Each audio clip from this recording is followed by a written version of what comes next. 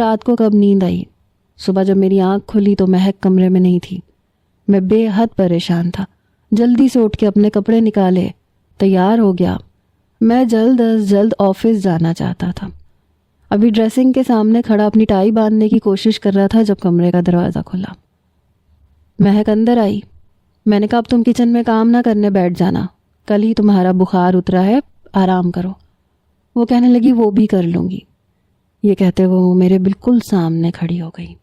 میرے گلے میں لٹکی ٹائی اس نے پکڑ لی، پھر ٹائی باندھنے لگی، ساتھ ساتھ مسکرا بھی رہی تھی۔ اس کے چہرے پہ اس کی آوارہ لٹیں جھوم رہی تھیں۔ میں نے کہا میں خود باندھ لوں گا۔ کہنے لگی نہیں، یہ میرا کام ہے۔ پھر کہنے لگی میں نے آپ کے لیے آملیٹ بنا دیا ہے، آپ کو پسند ہے نا؟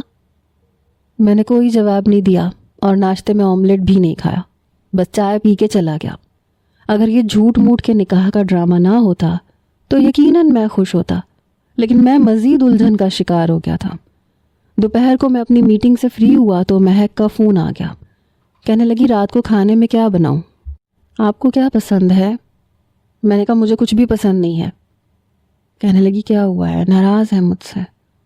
میں نے کہا نہیں، اپنا خیال رکھو، تمہاری طبیعت ٹھیک نہیں ہے اور میں کچھ بھی کھا لیتا ہوں، میری کوئی خاص پسند نہیں ہے۔ شام کو جب میں گیا تو اس نے پلاؤ بنایا تھا، ساتھ میں شامی کباب بھی تھے۔